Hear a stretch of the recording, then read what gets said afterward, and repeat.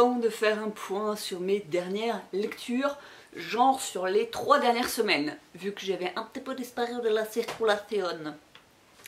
Je suis pas venue vous parler de mes lectures tout simplement parce qu'elles sont un peu monothématiques en ce moment. On va faire simple, j'ai lu beaucoup de livres sur le cancer et j'ai lu beaucoup de livres sur l'hypnothérapie. Donc je ne me voyais pas vous faire des vidéos pour vous parler des 3 ou 4 livres qu'a écrit David Servan-Schreiber notamment, ni pour vous parler des 3 ou 4 livres qu'a écrit Olivier Lockert, en tout cas ceux que j'ai lus, puisque ce sont ces 2 bonhommes que j'ai lus principalement ces dernières semaines. J'en avais besoin, j'avais besoin d'appréhender ma maladie sur le côté ressources, qu'est-ce que je peux faire pour m'en sortir, pour mettre toutes les chances de mon côté, et il se trouve que l'hypnothérapie c'est quelque chose qui marche aussi très bien sur moi, je m'y suis formée, et donc je suis revenue un peu voilà, aux sources. J'avais pas forcément envie de parler que de ça, donc je me suis tue. Cependant, je vais quand même vous présenter un livre de David Servan-Schreiber que j'ai beaucoup aimé parce que c'est pas vraiment un livre, soit dit en passant, que je le retrouve, bougez pas, hein, il est juste là, voilà. Il s'agit de Notre corps aime la vérité. Alors quand je dis que c'est pas un livre à proprement parler, c'est parce qu'en fait il s'agit d'un, ce qu'on dit recueil, je sais pas, d'une compile de tous les articles qu'il a pu publier pour le magazine Psychologie. Et il y a des choses très très intéressantes. C'est le type de livre, voilà, vous l'ouvrez, vous lisez n'importe quelle page. À chaque fois, c'est 2-3 pages maximum par article résumé en fait. Et il y a des choses super intéressantes d'un point de vue de la science, d'un point de vue holistique, d'un point de vue avancée médicale, mais aussi croyance, confiance en soi, etc. J'y ai lu des expériences hyper intéressantes. J'y ai découvert plein de possibilités d'améliorer son corps et sa santé. J'y ai eu des confirmations de certains choix de vie que j'ai pu faire. Du coup, je trouve que c'est une bonne façon d'appréhender le bonhomme sans la partie cancer, justement, puisque tous les livres qu'il a écrits, mis à part Guérir, qui est un petit peu plus large, on va dire, mais parlent de ça, vu qu'il était lui-même bien concerné par la chose. Voilà, je l'avais pris parce que j'étais en mode, comme je vous le disais, monomaniaque, mais ça a été une belle surprise. Alors ce qui est très drôle, c'est qu'on me l'a réoffert entre temps, donc je vais considérer que c'est un signe que je dois passer le relais et je vais l'offrir à mon tour. Mais si vous aimez en découvrir un petit peu plus d'une façon simple sur quelques grands sujets médicaux et ou médecine alternative, c'est une lecture qui est, ma foi, fort intéressante. Je reste quand même dans, encore une fois, le thème cancer, dans une version un peu plus niaise cette fois-ci, si je puis dire, même si c'est pas très gentil pour ce bouquin. Il s'agit de Dance Floor Therapy, écrit par Elisabeth Bruce. Choisi dans mon envie de trouver des témoignages, des récits autobiographiques ou en tout cas largement inspirés de faits réels, si je puis dire.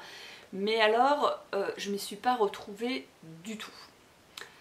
En fait, comment vous dire ça,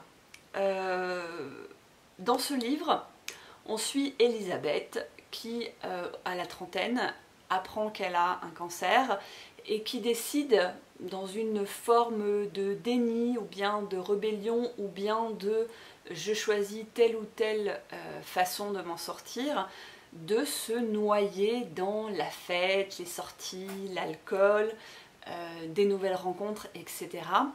Ce qui marche un temps pour elle, mais il y a un côté presque chick-lit qui m'a profondément dérangée. Parce qu'au final, le cancer dont elle parle vaguement, soit dit en passant, quand elle en parle très bien, puisque l'auteur a été concerné, hein, donc c'est quand même inspiré de sa vie.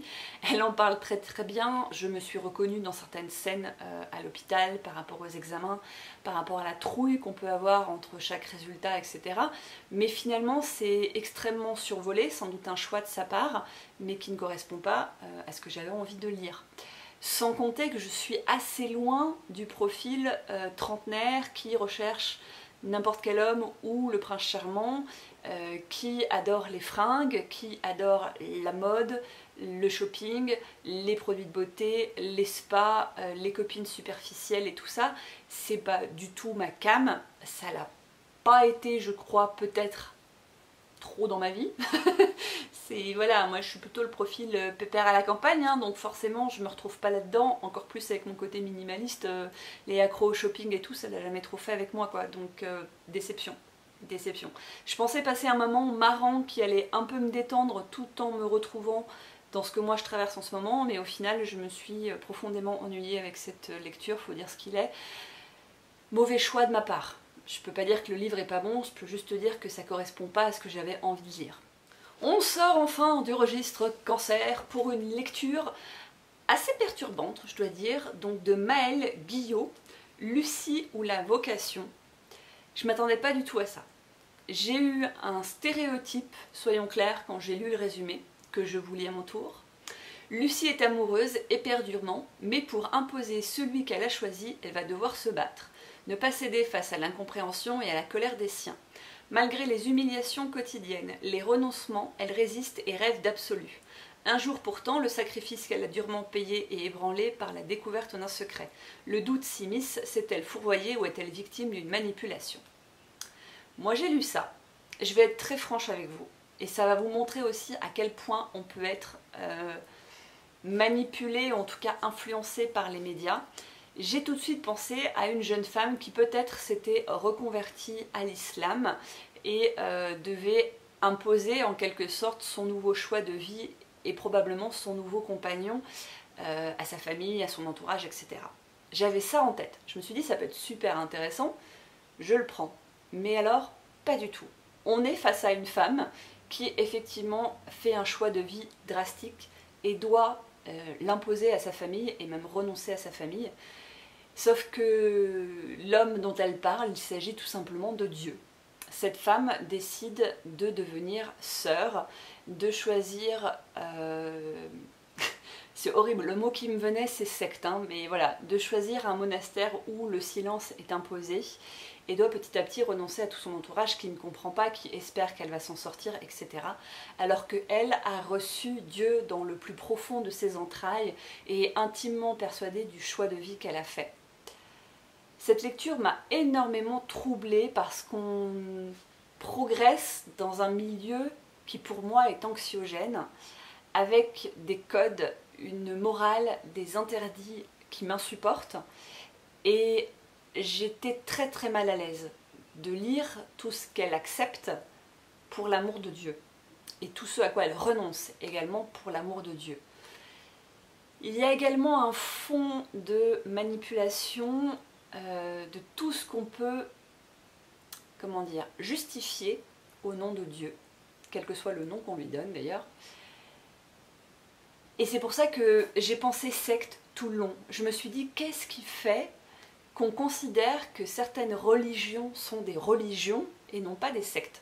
J'ai pas du tout de réponse, je suis absolument pas calée sur la question, mais c'est vraiment le sentiment que j'ai eu en lisant ce bouquin. Il est vraiment vraiment intéressant.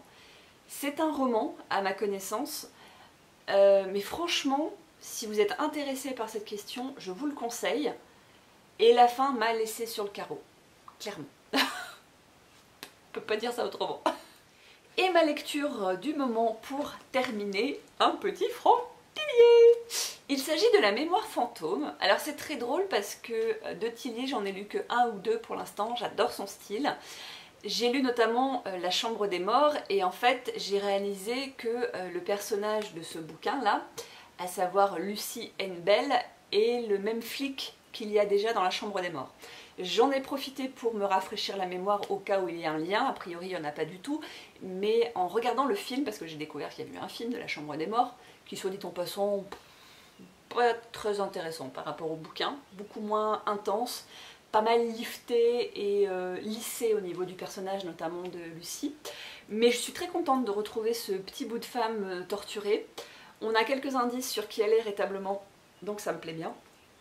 Mais voilà, j'en ai lu pour l'instant pas encore 200 pages et je suis à fond, c'est un turnover. Un page turner, pardon, comme pour les autres que j'ai pu lire de lui. Et ça me botte vraiment beaucoup, donc je passe un bon moment, puis alors ça me change de mes lectures un petit peu thérapeutiques, slash scientifiques, slash vincon. C'est nul ce que je dis, moi c'est pas grave. Donc voilà, je lis ça pour l'instant. J'ai plein d'autres livres à lire. Je me suis lancée dans un nouveau challenge qui est un bingo. J'avais déjà, avec l'accord de Patatras, organisé le bingo pas du tout, le bingo du printemps sur Livre Addict. Bingo que, même si on n'est pas encore le 20, j'ai royalement foiré parce que j'ai lu une douzaine de livres sur toutes les consignes qui sont données, il doit y en avoir 25, que j'ai plus ou moins trouvé les bouquins qui pouvaient correspondre aux consignes qui restent, mais qu'en gros il faudrait qu'en une semaine je lise 15 livres, ce qui va pas être trop possible. Bref, j'ai lancé le bingo de l'été, si ça vous tente, sur Livre Addict. Je vous mettrai le lien en barre d'infos, on ne sait jamais, si vous avez envie de nous rejoindre. Je me suis éclatée avec Chéri Chéri à faire une grille, mais je vous dis que ça, elle est trop belle, visuellement. Hein. Après, au niveau des consignes, je sais pas, mais visuellement, elle est très jolie. Et je pense que ça va me motiver pour continuer à faire baisser ma palle qui avait bien baissé, et puis qui est remontée, parce que les swaps, parce que les copines qui envoient des bouquins qui ne sont pas prévus. J'ai autour de moi une belle chaîne de soutien qui est en train de se mettre en place. J'ai reçu des petites cartes postales avec des mots, vous voyez, pour m'encourager, des cartes postales, vous savez, avec des mots positifs, genre j'ai décidé de sourire parce que c'est bon pour la santé, ou alors si le plan A ne fonctionne pas, il reste 20 et quelques lettres dans l'alphabet, enfin voilà, des messages qui sont positifs que je suis en train d'afficher partout dans la maison. J'ai reçu des bouquins, j'ai reçu des gâteaux, enfin voilà, les gens prennent soin de moi et ça fait du bien, parce que la période n'est pas simple, joli euphémisme, mais je suis là et je m'accroche et voilà. Je vous dis à très bientôt. Ciao.